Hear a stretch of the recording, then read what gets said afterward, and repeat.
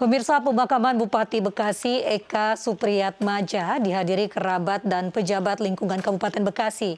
Almarhum meninggal karena terpapar COVID-19.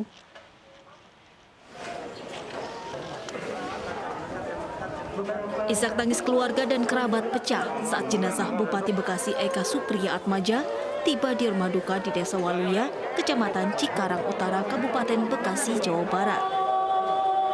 Keluarga dan kerabat serta pejabat di lingkungan pemerintahan Kabupaten Bekasi turut hadir menyaksikan proses pemakaman di kediaman Bupati. Sebelum dimakamkan, jenazah terlebih dahulu disolatkan. Proses pemakaman dengan menerapkan protokol kesehatan. Bupati Bekasi sebelumnya menjalani perawatan di ICU RS Siloam Kelapa II Tangerang selama 1 pekan.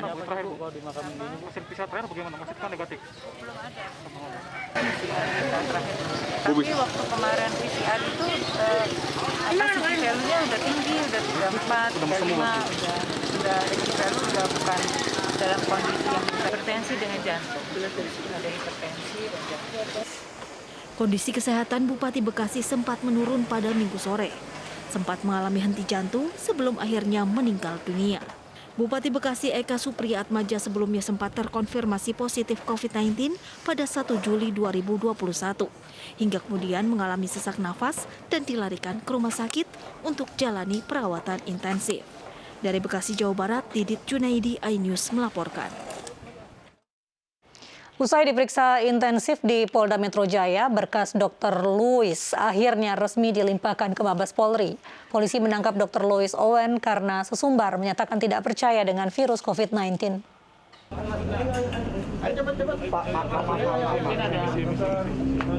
Setelah ditangkap dan menjalani pemeriksaan, Dr. Louis Owen akhirnya keluar dari Polda Metro Jaya.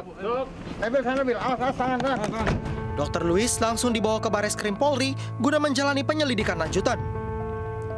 Polisi telah mengantongi barang bukti unggahan di media sosial dan akan memeriksa sejumlah saksi. Bukan hanya satu platform media sosial, tapi ada 3 media sosial yang telah dilakukan. Adapun barang bukti yang diamankan adalah berupa tangkapan layar atau screenshot dari postingan di bersangkutan diamankan di Polda Metro Jaya untuk selanjutnya dilakukan pemeriksaan lebih lanjut. Coba Pak ke pasar di ini aja kota kampung saya deh. Di sana orang ibu-ibu yang jualan itu nggak pakai masker dan mereka bilang ini COVID apa sih? Iya, kita aja nggak tahu. Cuman COVID itu cuma ada di TV. Sebelumnya pada hari Minggu kemarin Dr. Louis ditangkap dengan dugaan tindak pidana penyebaran berita bohong.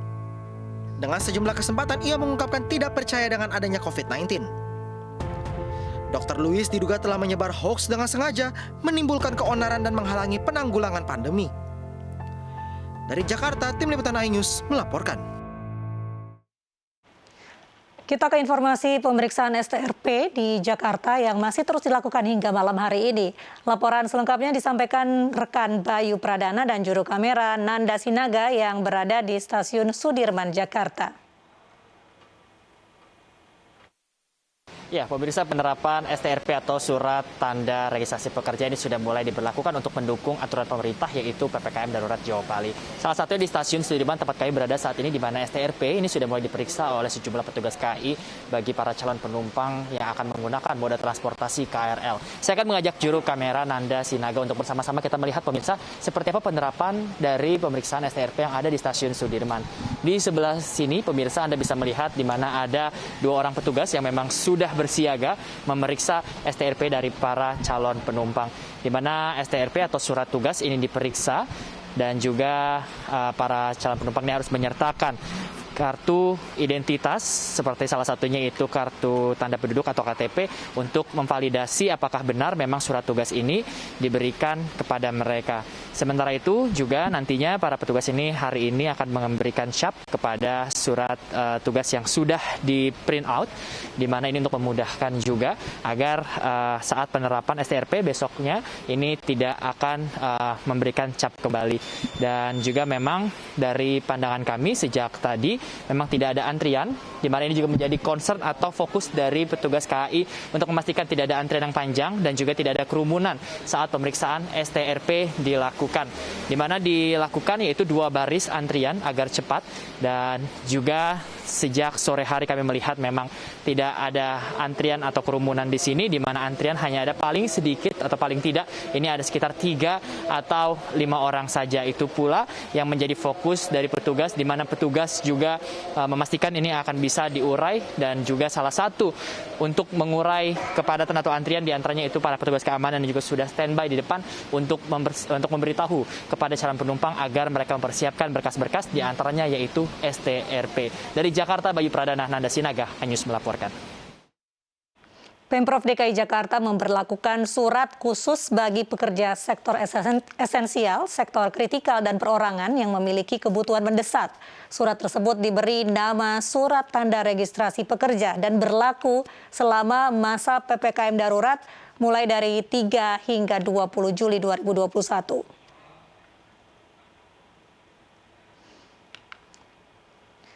Surat Tanda Registrasi Pekerja STRP diberlakukan sebagai pengendalian mobilitas penduduk untuk keluar masuk wilayah Jakarta.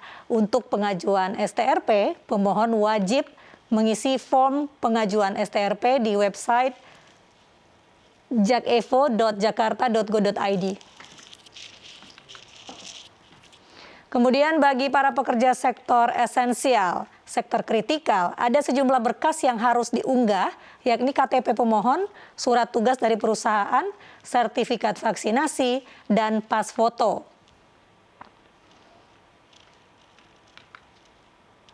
Selain itu, bagi perorangan dengan kebutuhan mendesak, berkas yang harus diunggah, yakni KTP pemohon, sertifikat vaksinasi, dan pas foto. Pemirsa, setelah melalui proses klarifikasi, STRP kemudian diterbitkan dan bisa diunduh di website yang sama.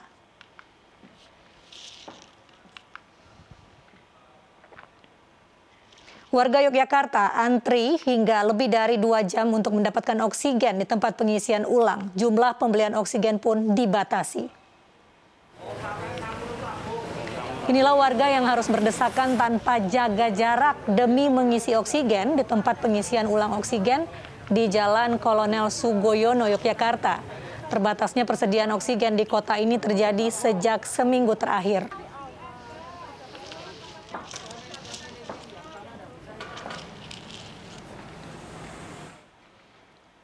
Pemirsa, Kementerian Pariwisata dan Ekonomi Kreatif berkolaborasi dengan salah satu perusahaan Big Data untuk memetakan kebutuhan oksigen untuk penanganan pasien COVID-19 di Indonesia. Kecerdasan buatan ini diharapkan bisa memprediksi dan memproyeksikan kebutuhan oksigen untuk fasilitas kesehatan di sejumlah daerah.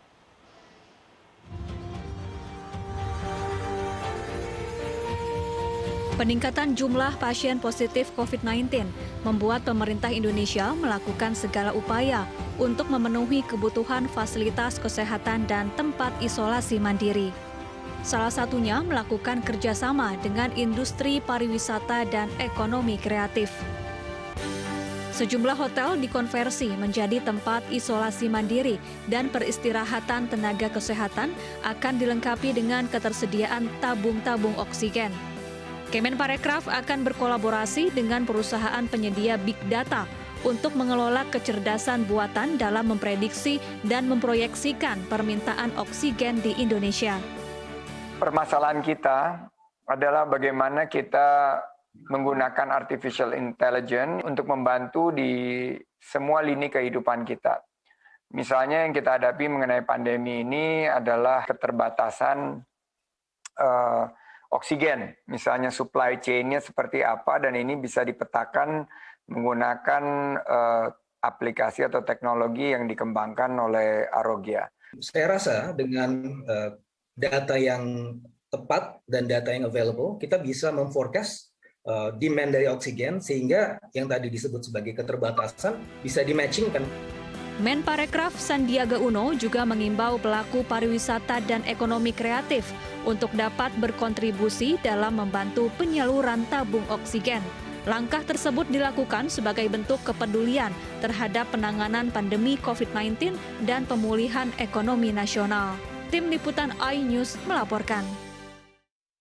Seorang istri menggerebek suaminya bersama wanita idaman lain di sebuah kamar indekos di kota Ternate. Selengkapnya sesaat lagi usai jeda berikut.